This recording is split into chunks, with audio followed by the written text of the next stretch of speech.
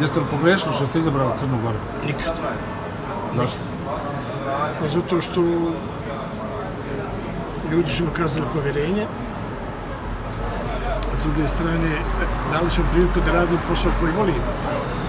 Izvanredno su me prihvatili, kako, da kažem, vlada što odlučuju, tako da igrači i sve. Najblaže što mogu reći sa zadovoljstvom da se osjećam kao da sam u svom gradu, u svojoj zemlji, da sam držao. Dobro, mislim da nije to tim za neke velike domete. Vidjet ćemo kroz neko vrijeme. Reprezentacija Crne Gore je danas, ja mislim, jedna od najmlađih, sigurno najmlađa od svih reprezentacija sa naših prostora bivše države. Ima jedna smjena generacija, a najveći problem nam je veliki broj povrijeđenih igrača. I tu imamo ključne igrače, Savića, Jovetića, Vešovića i sve te koji su bitni u ključnim utakmicama. Ja otkako radim sa njima znam mnogo stvari koje su pozitivnije, koje se u ovom momentu ne vide samo zato što nismo ošli na evropsko prvenstvo ili nisu bolje plasirani, ali ima tu jako lijepi stvari i dobri koje su urađene i koje će se vrlo brzo vidjeti. Kako ste vidjeli posljednje neuspjehe naših državnih tima? Pa je li to neuspjeh? Mislim da jeste. Pa, izgubiti 4-2 u Armeniji. Selektor 2 puta daje ostavku. I on je sa sebe skinuo svu odgovornost. S druge strane, jedan od najključnijih igrača kaže mi smo osjećana reprezentacija. Što je mene onako ko sportistu iznenadilo. Mislite na Miralna Pjanića? Ja, Miralna Pjanića, da je također.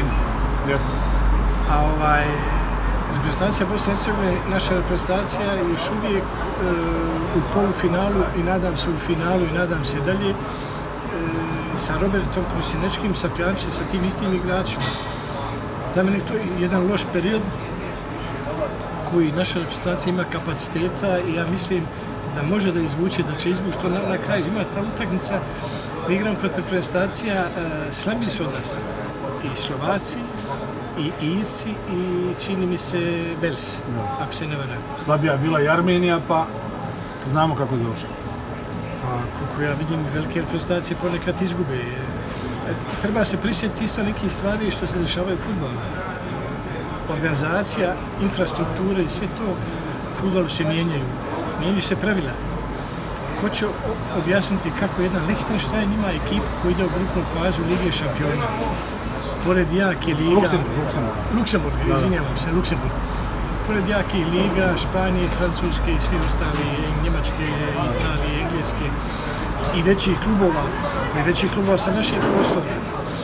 Čudne se stvari dešavaju. Mi bi trebali definitivno da prestanemo da živimo u smislu pobjedili smo, sve je dobro, a nije istina. I kad izgubimo katastrofa, nije ni to istina. Treba biti malo rezonski čovjek na to pogled.